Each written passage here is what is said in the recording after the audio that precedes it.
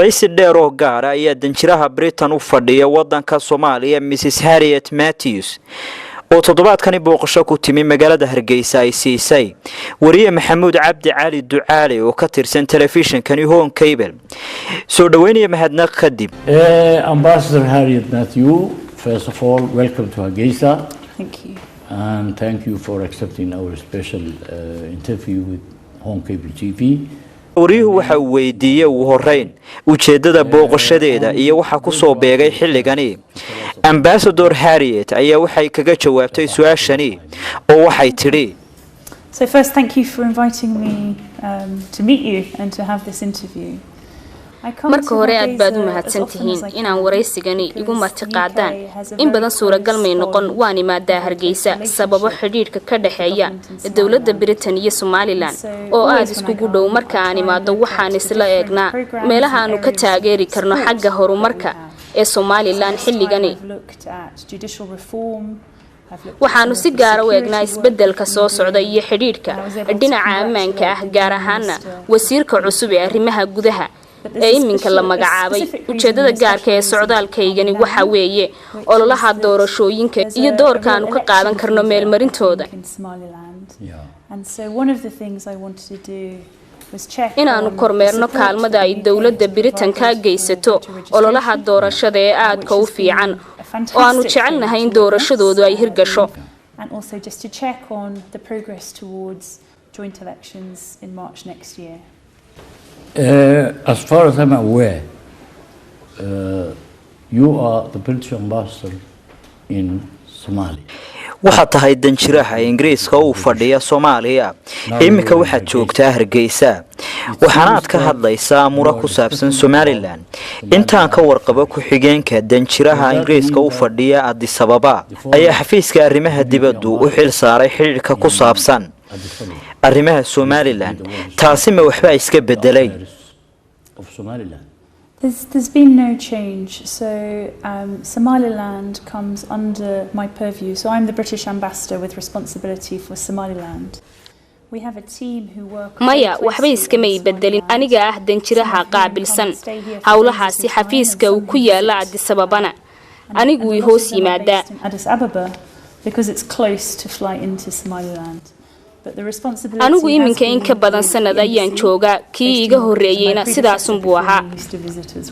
What I'm referring is according to a statement, from the then waxaan xusuustaa bishii February ee sanadkii 2012 xogeeyay amuraha dibadda William Hague ayaa laga weydiiyay aqalka hoose ee baarlamaanka su'aashani oo kale oo lagu yiri Soomaaliya waa koonfurtii Somaliland waa dalka Ingiriisku ka talin jiray sideeba meel looga wada maamulaya waxa uu sheegay in ku xigeenka danjiraha Ingiriiska u fadhiyay Ethiopia uu si gaar ah u xiriiriyo Somaliland.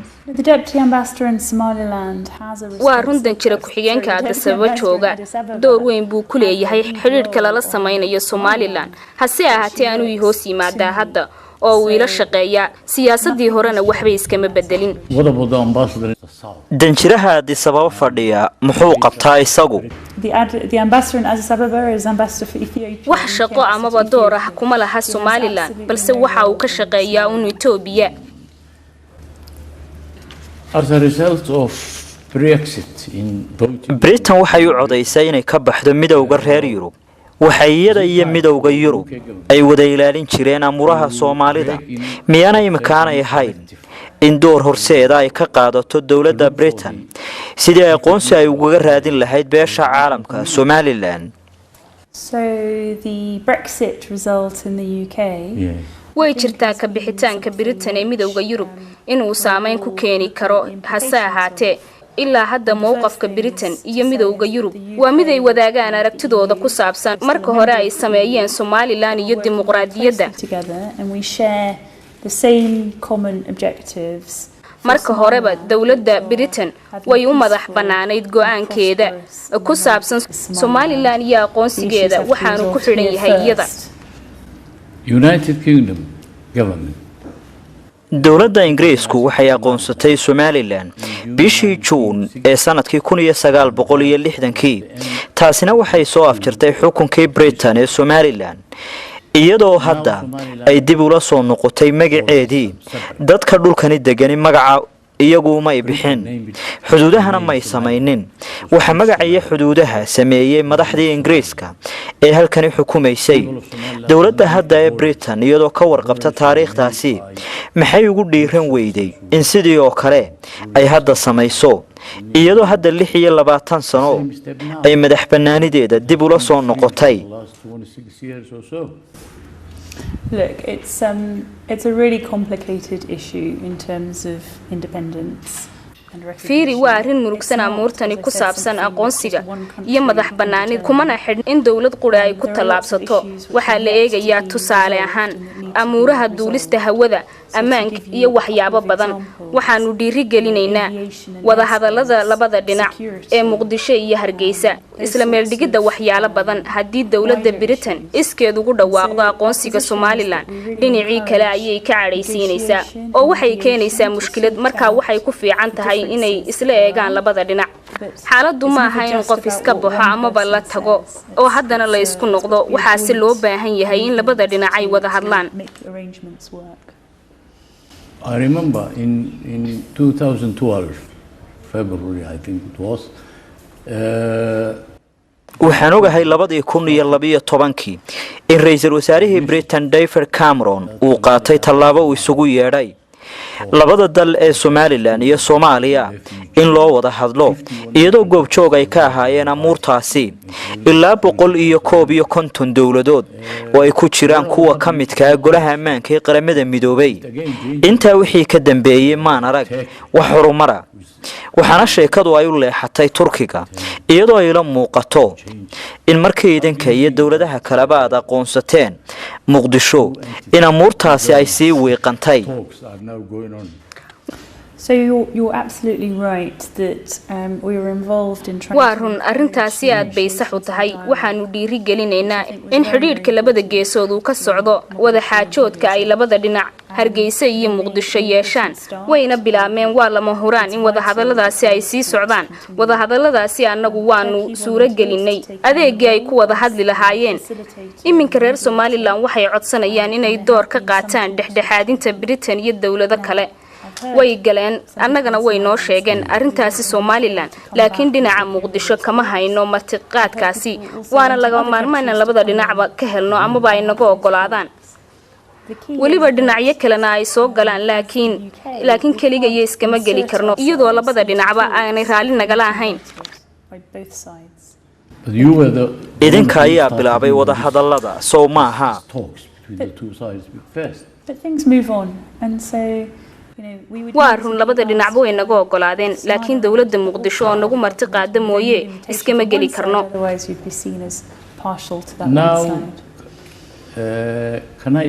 imika waxa muuqata in qolada koonfurta ee Muqdisho ay sii kala daadanayso miyay ku muuqataa in wax dawladda oo hana qaadi karta oo wax qaban karta ay ka soo muuqanayso Muqdisho?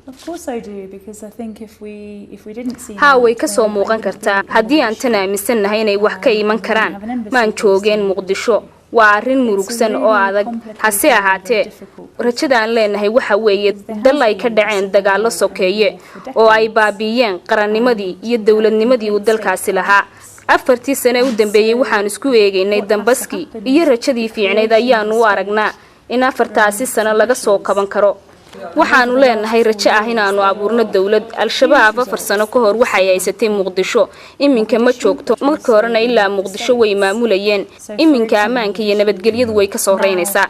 Although there's still security problems they're not in Mogadishu. I can go and see the president and I can Mogadishu. They only did shabaab imika ugu dambeysay waxay qarxiyeen hotelka SYL meesha ay doonaanna waxay doonayaan ayay ka fulin karaan.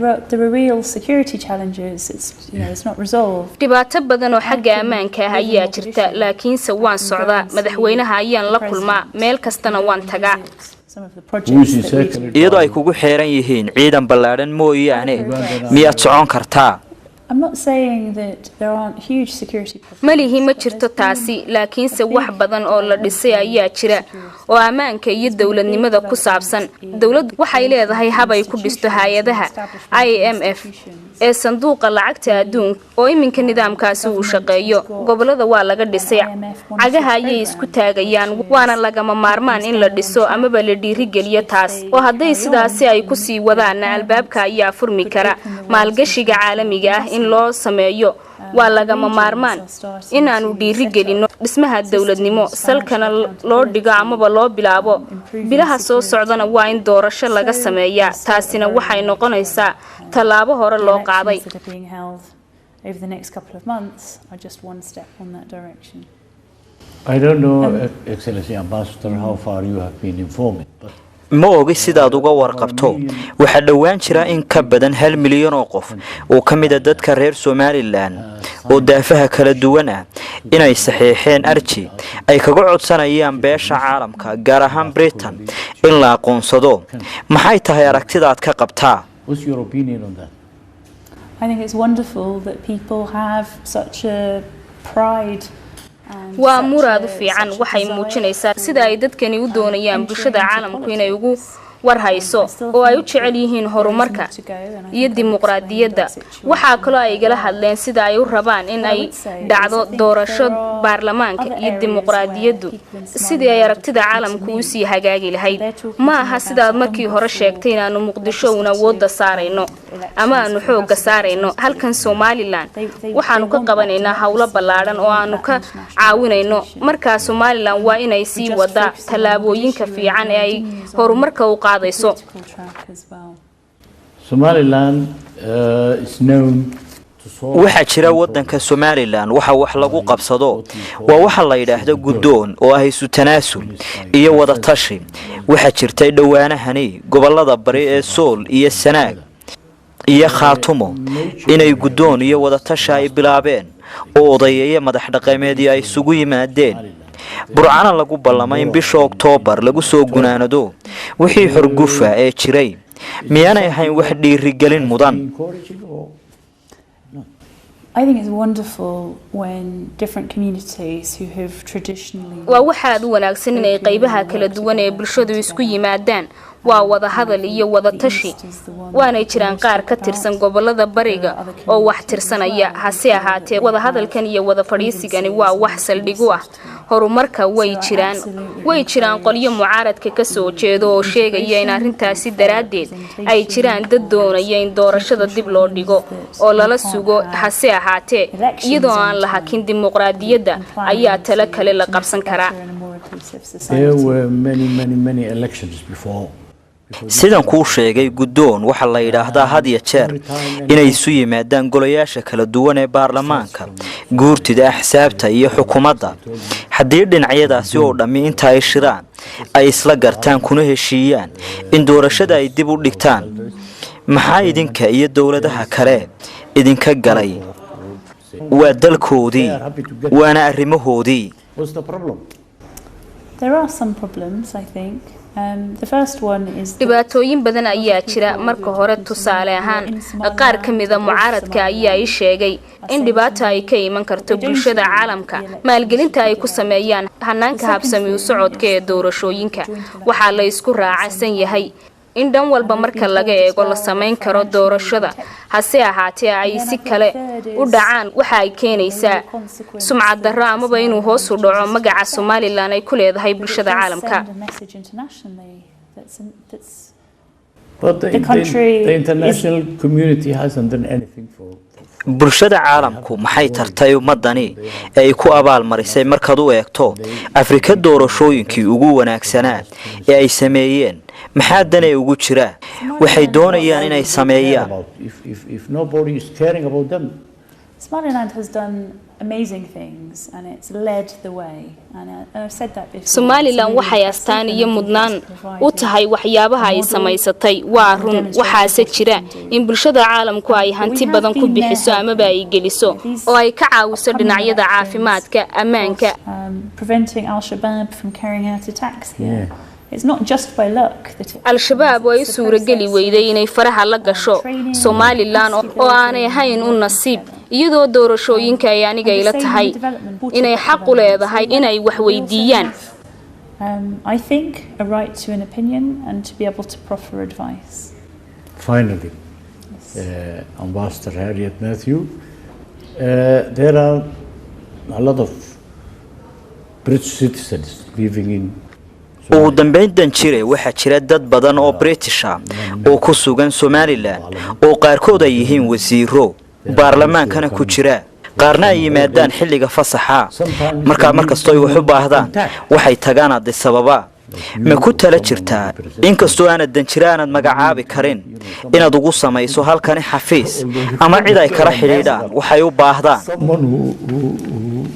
will be contacted for their affairs. You make a very good lobbyist and you make a very good case, and I've heard that over the summer waxaa tahay ninku wanaagsan soo jiidashada laakiin suuragal ma aha in meel kasta qonsul laga bixiyo. For the British taxpayer we have to find a way that's most efficient. oo cashuur bixiyuhu ma kari karo Nairobi iyo Addis Ababa labadaba waan ku leenahay. So you will be thinking about it. waanan ka fikiri doonaa. Thank you very much. Thank you very much. Pleasure meeting you. Thank you.